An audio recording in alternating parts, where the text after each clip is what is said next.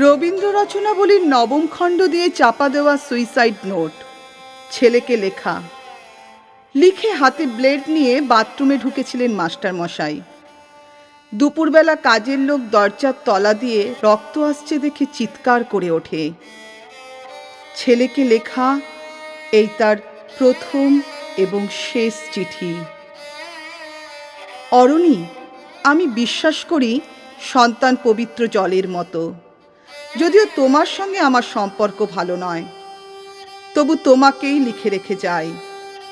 গত 2 বছর তোমার মায়ের চিকিৎসা বাবদ আমার যৎসামান্য সঞ্চয় আপাতত নিঃশেষিত।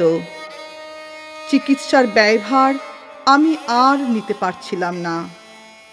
জীবনে তোমার টাকা ছুঁইনি, মরেও ছোব না।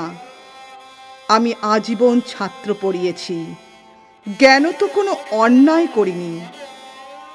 গত মাসে আমার স্কুলে এক অভিভাবক এসে ঝুলোঝুলি করেন তার ছেলেকে নেবার জন্য।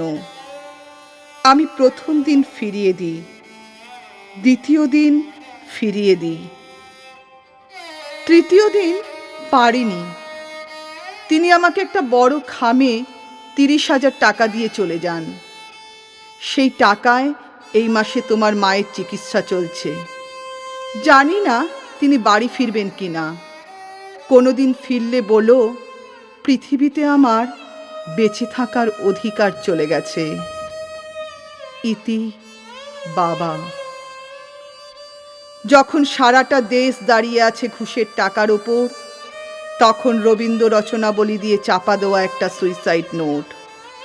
হাসপাতালে গাছের তলায় গা ছমছম করছিল। এগিয়ে গেলাম সাদা কাপড়ে ঢাকা মাস্টার মশাইয়ের দিকে, একটু বেরিয়ে থাকা পা দুটোর দিকে। ওই একটু বেরিয়ে থাকা পা দুটো যেন ভারতবর্ষের শেষ মাটি।